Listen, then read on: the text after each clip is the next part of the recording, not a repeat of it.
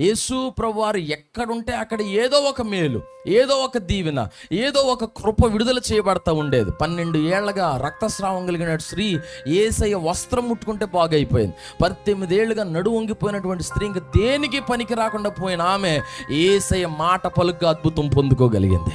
20 ఏళ్లుగా మంచం పట్టేసిన వ్యక్తి 38 ఏళ్లుగా పక్షవాతంతో బెతెస్దా కోనేరు దగ్గర ఉన్న వ్యక్తి యేసయ్య తాకిడి అనుభవించగానే అద్భుతాలు పొందుకోగలిగారు. కుష్ఠరోగులు బాగయ్యారు, కుంటివారు నడిచారు, గుడ్డివారు చూచారు, చెవిటివారు విన్నారు, మూగవారు మాట్లాడారు, పక్షవాతం బాగైపోయింది, చచ్చిపోయిన వాళ్ళు సైతము లేపబడ్డారు. ఆయన ఎక్కడుంటే అక్కడ కార్యాలు జరిగించాడు.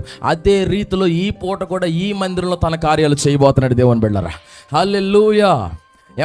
ఆయన అప్పుడే కాదు, ఈ మాట నమ్మండి, ఇప్పుడు కూడా నువ్వు నమ్మితే కార్యం చేయబోతున్నాడు.